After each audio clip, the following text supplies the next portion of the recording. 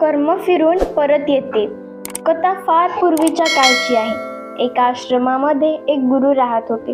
त्या गुरूंकडे बरेचसे शिष्य होते. गुरूंचे वय जवळजवळ 100 वर्षाचे होते.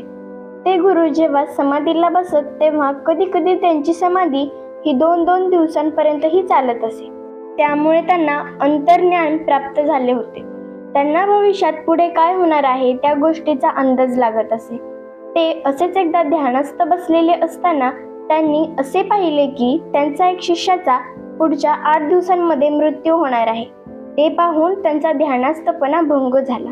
त्यांना त्या गोष्टीचे फार वाईट वाटलं, कारण तो शिष्य फारच गुणी होता.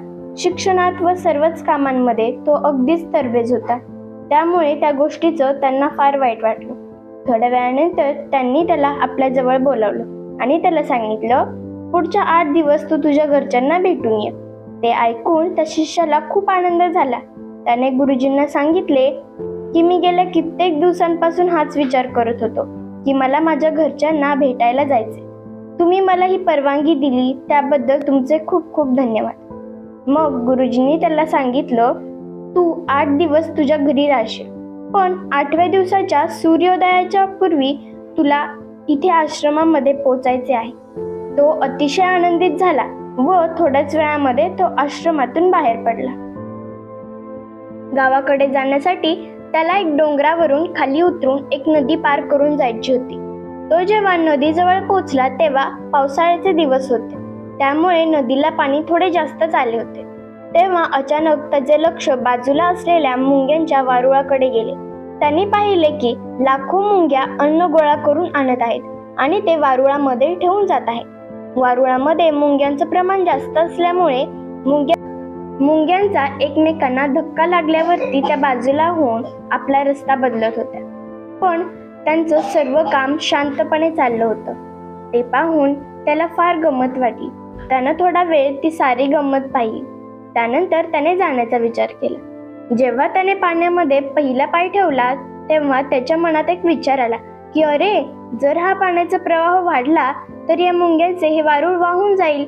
म्हणून तो पुन्हा मागे वळाला आणि त्यांनी नदीकाठची असणारे दगड व वाळू जमा केली आणि त्या वारुळाभोवती एक तटबंदी तयार केली. त्यामुळे मुंग्यांच्या वारुळाला काहीही नुकसान होणार नाही. सर्व व्यवस्थित झाल्याची खात्री करून घेतल्यावर तो पुढे आपल्या गावी निघून गेला. त्याचे ते 8 दिवस घरच्यांसोबत खूपच आनंदात गेले. त्याच्या गुरुजींनी सांगितले होते की तुला 8व्या दिवशी सूर्यास्ताच्या अगोदर आश्रमामध्ये यायचे आहे. पण घरी तो ती गोष्ट विसरून गेला. त्याला जेव्हा आठवण आली तेव्हा 8व्या दिवसाचा सूर्योदय होऊन गेला होता. त्याने घाईघाईने परतण्याची तयारी केली. पण इकडे मात्र तो 8व्या दिवशी पोहोचला नाही. म्हणून गुरूंनी विचार केला की माझ्या शिष्याचा मृत्यू झाला आहे. एकतर जाताना त्याला एखाद्या हिंस्र प्राण्याने खाल्लं असावं अथवा नदीचे पाणी वाढलं होतं, त्यामुळे तो वाहूनही गेला असावा, अथवा त्याच्या गावीच त्याचा मृत्यू झाला असावा.